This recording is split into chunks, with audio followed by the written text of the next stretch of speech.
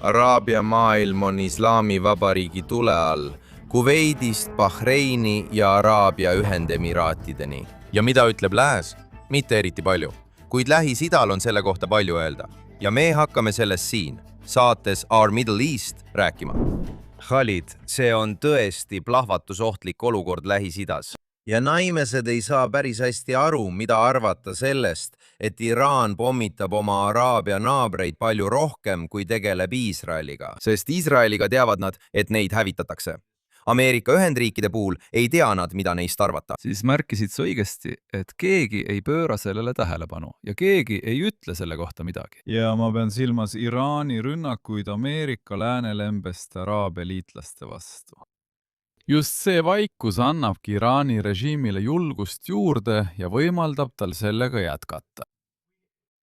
Meie jaoks on muutunud tavaliseks, et ärkame hommikul ja kuuleme, et Bahreini pommitati, Kuveiti pommitati, Araabia Ühendemiraate ründasid droonid ja Saudi Araabiat samuti.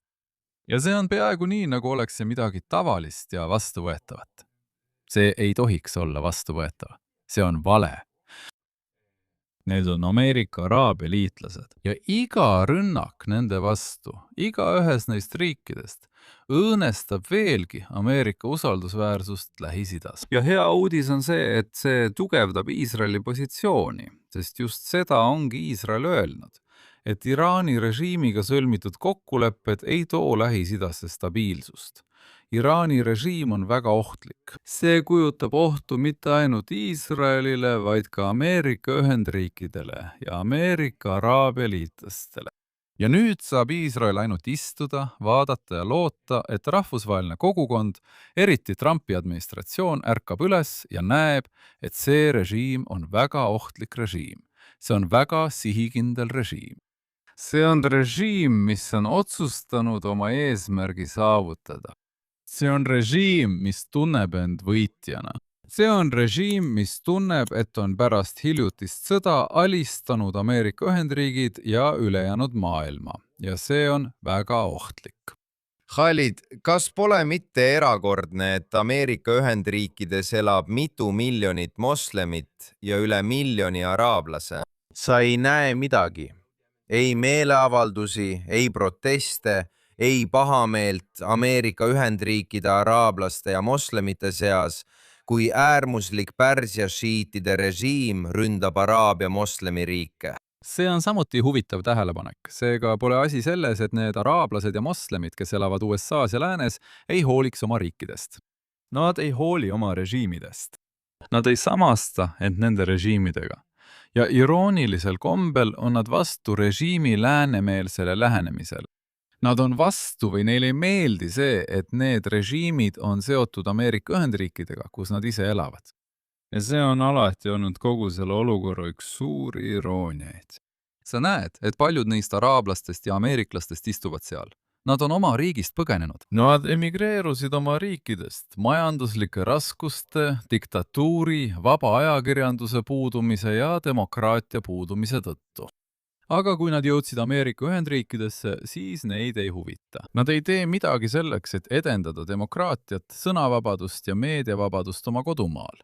Ja nad lihtsalt istuvad kõrvalt vaatajatena. Ja mis veel hullem, nagu ma mainisin, muutuvad nad paljudel juhtudel isegi äärmuslasteks. Ja nad on vastu sellele, et nende valitsejad ja valitsused on läänemeelsed. Ja see on, nagu teate, väga hea tähelepanek, mille te tõstatasite. Ja ma arvan, et on aeg meil ärgata. See peaks olema häirekell. Miks on nii, et ainsad meeleavaldused, mida me näeme ülikooli linnakutes ja mujal Ameerika Ühendriikides, mida korraldavad araablased, ameeriklased, moslemid ja teised, miks on need meeleavaldused suunatud ainult Iisraeli vastu? Miks keegi ei võta sõna? Ma ei näe seal ühtegi tõelist Iraani pooldavat ega Iraani vastast protesti. Ma ei näe, et Kuveidi rahvuslased, kes elavad Ameerika Ühendriikides, oleksid kohal, kes väljendaksid muret. Ma ei näe, et inimesed Pärsia lahe piirkonnast võtaksid sõna. Mõned üksikud inimesed küll on, aga laiemas plaanis seda ei näe. Neid riike rünnatakse ning on aeg, et Trumpi administratsioon ja teised Ameerikas mõistaksid, et need on väga ohtlikud rünnakud Ameerika liitlaste, Ameerika Araabia ja moslemi liitlaste vastu Lähis-Idas. Ja kui me lubame Iraani režiimil sellest pääseda, saadab see Iraani režiimile ja selle terroristlike käsilasrühmituste võrgustikule sõnumi, et see ongi okei. Te võite teha, mida tahate. Ameerika Ühendriigid on liiga nõrgad, Iisrael ei sekku, keegi ei tule teid aitama. Teate, lääs lihtsalt ei mõista seda, mida Lähis-Ida väga hästi mõistab. Ja see on see, et Iraani režiim on praegu võidukas. Nad võidavad, sest nad on vastu pidanud kahele suurele jõule. Piirkonna suurvõimule Iisraelile ja maailma suurvõimule Ameerika Ühendriikidele, enneolematule õhu- ja mereväele. Ja nad on ellu jäänud. Režiim on endiselt alles. Praegu me ei tea, kas Moshtaba Khamenei on elus või surnud.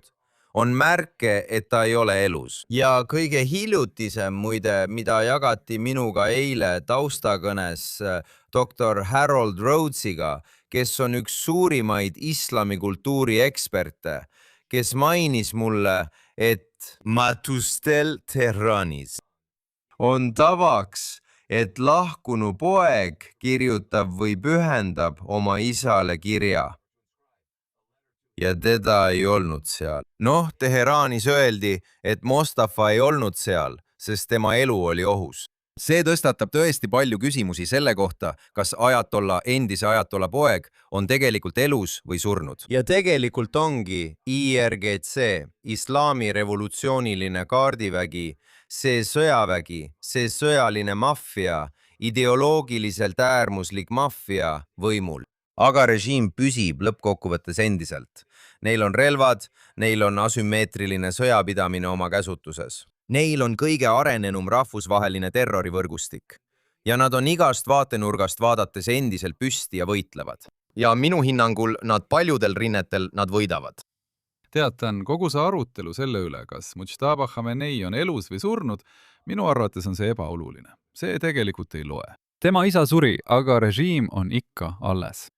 Ja kas ta on surnud või elus, see ei muuda eriti midagi. See ei ole isiklik küsimus. See ei puuduta Mujtabat ega tema isa Alit. Jutt on režiimist, mis on püsinud peaaegu 50 aastat, sügavalt juurdunud ning millel on Iraani kultuuris ja poliitikas väga tugevad juured. See on seal ja see on väga tugev ideoloogia. Sa võid tappa Ali Khamenei, sa võid tappa tema poja. See ei oma tegelikult tähtsust, sest režiimi alused on olemas ja see on väga oluline. Nii et ma arvan, et kogu see arutelu on tegelikult ebaoluline. See ei oma tähtsust. Ja see ei muuda midagi. Isegi kui nad homme hommikul teatavad, et Mujtaba Khamenei on läinud, kas sa arvad, et Iraani juhtkond ärkab üles ja ütleb, et nüüd peame lähenemist muutma. Mujtaba on läinud. Nüüd peame tunnistama Iisraeli õigust eksisteerida. Nüüd loobume oma käsilastest. Nüüd võtame ameeriklaste suhtes pehmema hoiaku. Mitte midagi ei muutu. Ma ütlen seda kogu aeg, tead, olen seda juba aastaid öelnud.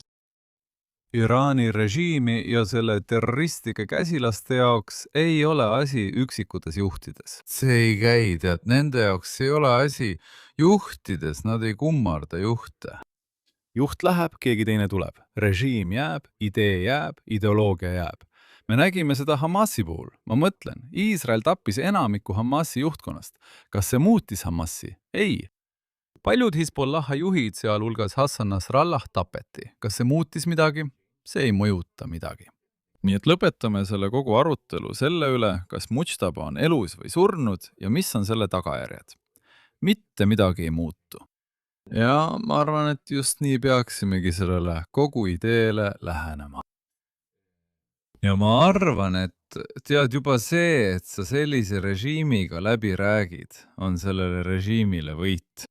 Kui sa hakkad läbi rääkima, tähendab see, et nad on legitiimsed.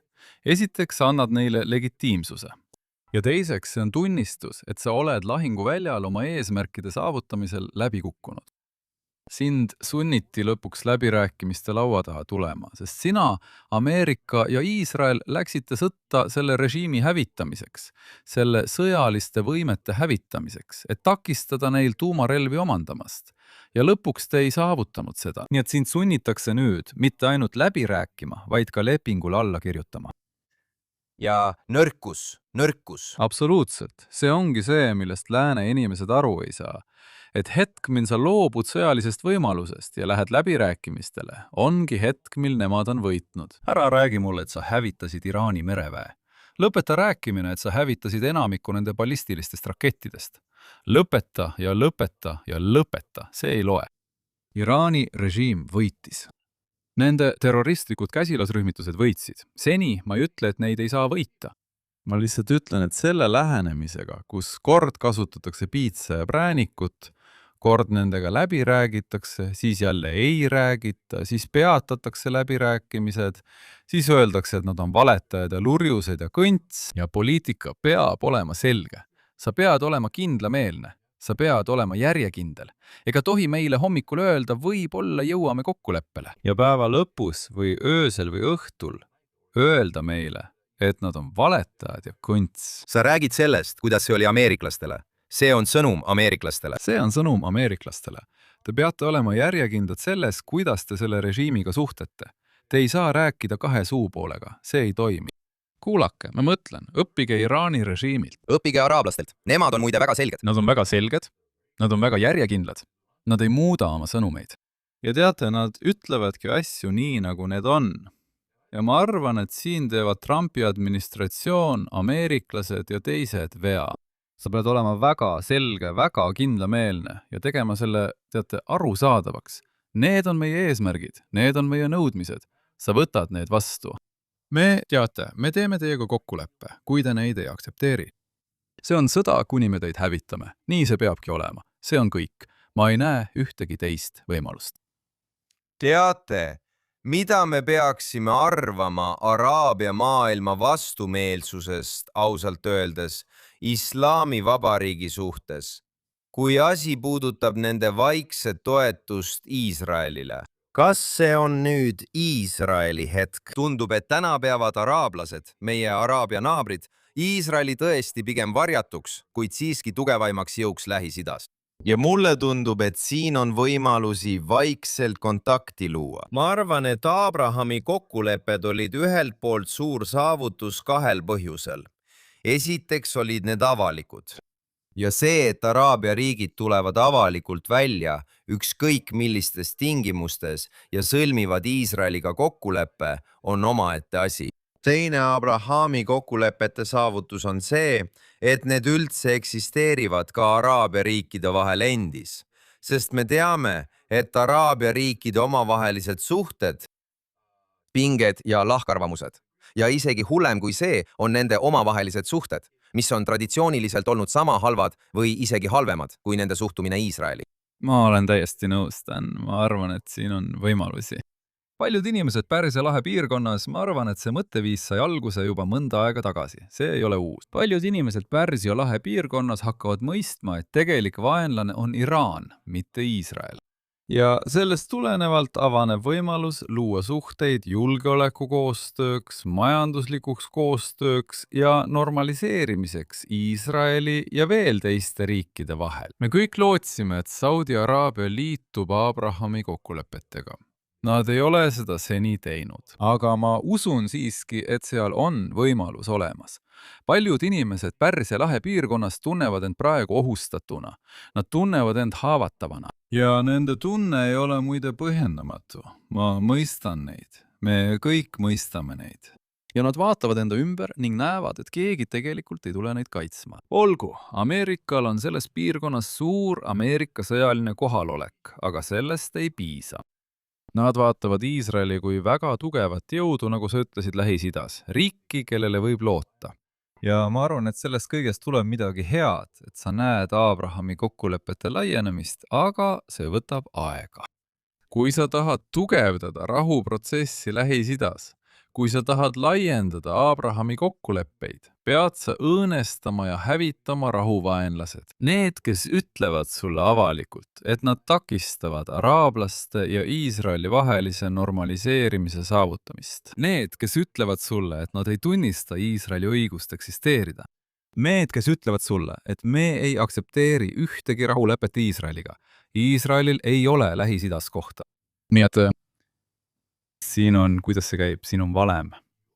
Sa õõnestad, sa hävitad rahuvastase leeri ja see tugevdab rahu pooldajatest leeri Araabia ja moslemi maailmas. Nii peaksid ameeriklased ja eurooplased sellele vaatama. See on väga lihtne. Khalid, kuidas on lood Abrahami julgeolekuliiduga? Mis see on? 2024 aasta juulis astus peaminister Netanyahu üles kongressi ühisel istungil ja ta kohtus tegelikult pärast seda, kui ta palus Yehiel Leideril, kes tol ajal ei olnud veel suursaadik, kuid temast pidi saama suursaadik, püsti tõusta. Ta istus maha ja rääkis Lähis-Ida piirkondliku julgeoleku arhitektuuri ümberkujundamisest. Ja ta ütles, et Iisrael mängib tugevat rolli selle loomisel, mida ta nimetas Abrahami julgeolekuliiduks, mida me täna, 3 aastat hiljem, näeme toimimas otsestes läbirääkimistes Liibanoni presidendi Yusuf Auniga. Olukord Süürias, hoolimata Türgi õõnestamisest ja ähvardustest piirkonnale, kuid hetkel siiski parem olukord Süürias. Araabia Ühendemiraadid, suurepärased suhted, võrreldes juba mitmeid aastaid, kuid kindlasti suurepärased suhted. Võimalused Saudi Araabiaga, Marokoga. Kas te näete võimalust sellele, mida Netanyahu tollal nägi? Luua uus julgeolekuarhitektuur, mida võiksime nimetada Abrahami julgeolekuliiduks, vastukaaluks hiinlastele, venelastele ja Iraani režiimile. Kõigepealt usun ma, et kulisside taga toimub palju asju. Me kuuleme julgeolekukoostööst ja julgeolekuliidust, aga ma usun, et seal on enamatki. Ja ma usun, et rohkem riike, kellel ei ole diplomaatilisi suhteid Iisraeliga, on sellesse kaasatud ja see on hea uudis. Kuidas me selle avalikus ette toome? Sest kui sa need asjad avalikuks teed, tõmbab see teisi kaasa ja see on väga hea. See saadab teistele positiivse sõnumi, et Iisraeliga on okei koostööd teha. Iisrael on partner, mitte vaenlane. Vaatame, kuidas need asjad arenevad, aga ma arvan, et see on väga positiivne areng. See on midagi, mis tõesti eksisteerib.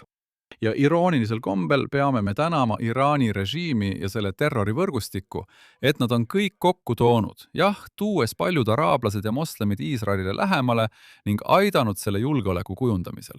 Ma arvan, et see on isegi rohkem kui ainult julgeolek. See on ka majanduslik. See on luureinfo jagamine. Palju asju toimub. Ja nagu ma ütlesin, see on midagi positiivset. Aga selleks, et see õnnestuks, nagu ma ütlesin, on vaja väga tugevat seisukohta ameeriklastelt ja eurooplastelt Iraani režiimi ning selle käsilaste võrgustiku vastu.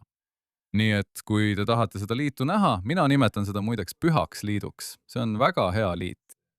See on liit, mida Lähis-Ida vajab stabiilsuse ja julgeoleku tagamiseks. Kui te tahate, et see liit muutuks tugevamaks ja lõpuks avalikuks, siis on teil vaja eriti Ameerika Ühendriikide toetust. Ma ei hakka praegu eurooplastest rääkima. Ma mainin neid pidevalt, kuid ma pean silmas üldiselt läänt. Ja täna on väga oluline, kuidas Trumpi administratsioon või USA administratsioon selle kogu olukorraga tegeleb.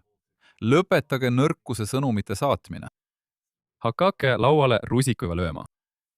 Lõpetage järeleandmiste tegemine. Olge väga kindlad. See on ainus viis nende džihadistidega toime tulla. Ei ole mingit vahet Iraani režiimil, Hamasil, Hezbollahal, Hutidel, Al-Qaidal ja ISISel. Ma panen nad kõik ühte patta. Nad on kõik väga ohtlikud. Nad kõik on väga pühendunud ühele väga ohtlikule ideoloogiale. Ja neil kõigil on sama eesmärk. Hävitada Iisrael ja asendada see islamistliku riigiga. Ja see algab Iisraelist ning laieneb ka teistesse riikidesse. Seda läänlased ei mõista. Iisraeli vaenlased on ka Ameerika ja lääne vaenlased.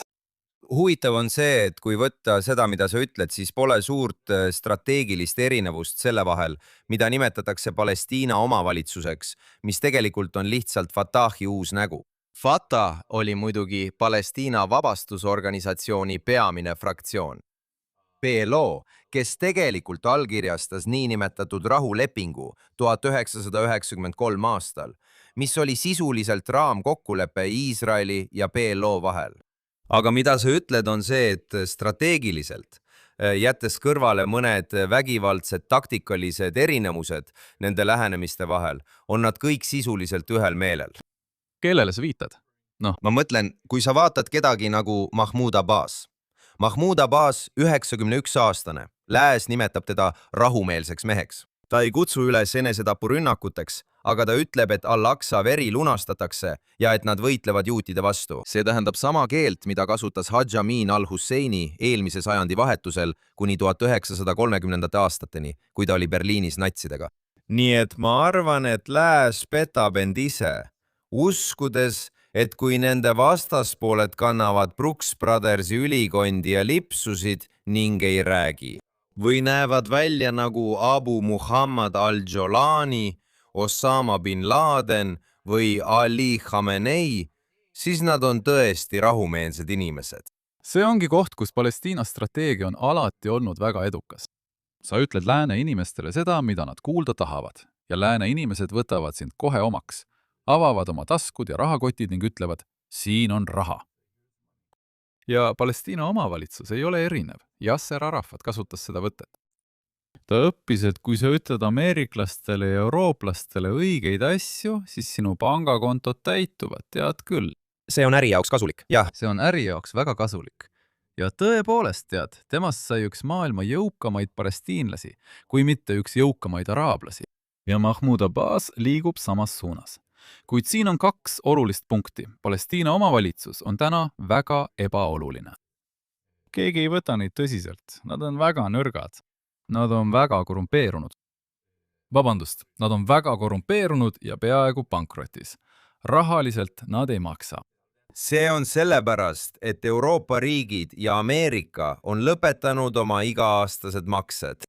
Sest nad maksavad vangide peredele ja innene tapmistasu. Ja. See tapmistasu ja kõik muu, aga nagu ma ütlesin, Palestiina omavalitsus on väga nõrk. See on ebaoluline, keegi ei võta neid tõsiselt. Enamik palestiinlasi tahab, et Mahmoud Abbas astuks tagasi. Neid ei peeta elujõuliseks alternatiiviks Hamasile.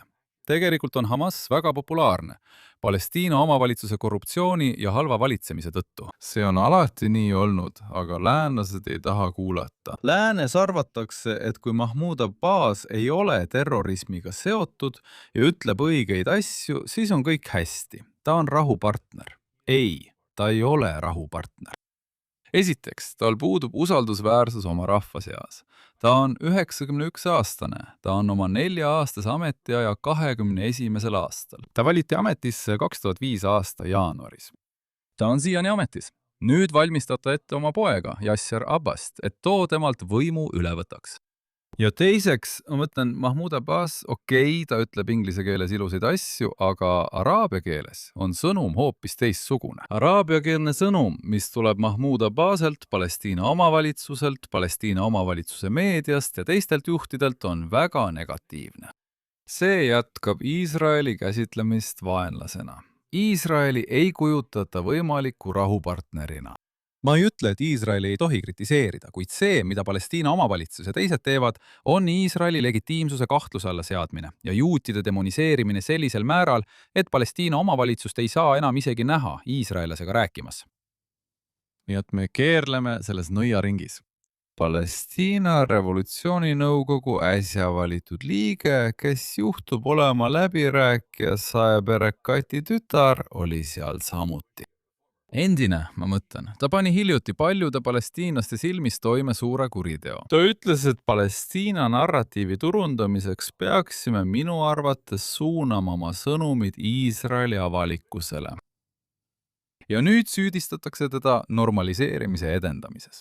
Teda süüdistatakse reetmises. Mõned inimesed nõuavad, et ta saadetakse vanglasse, ta tuleks vahistada. Ja kõik, mida ta tegi, oli see, et ta ütles, et võib-olla peaksime pöörduma Iisraeli avalikkuse poole. Ta ei öelnud kunagi, et tahab teha järeleandmisi. Ta ei öelnud kunagi, et usub Iisraeli õigusesse eksisteerida. Tegelikult ütles ta midagi, mis on tead hea palestiinlastele. Räägime otse Iisraeli avalikkusega. Pole midagi halba, kui tahame veenda, sest me peame neid veenma. see lihtsalt näitab teile, kui kaugele on Palestiina ajalugu radikaliseerunud. Ja kes selle eest vastutab? Mahmoud Abbas ja Palestiina omavalitsus. Nemad ei muuda oma sõnumit. Retoorika on väga halb. See on väga Iisraeli vastane. Ja see ongi see, mis lõpuks ajab palestiinlased Hamasi ja džihadistide rüppe. Jah, see on tõesti õppetund Lähis-Ida kultuuridest, millest me siin räägime. Liigume nüüd tagasi Iraani teema juurde. Tundub, et tõesti pole muud võimalust kui hävitada, laiali saata Islamivabariigi režiim. Trump teeb seda praegu, rünnates sadamaid Pärsia lahe ääres, Hormuzi väinas ja Omaani lahes. Kui vaadata rünnakuid Bandar Abbasi ja Bushehri sadamatele, kõigile neile ja veel umbes 6 punktile.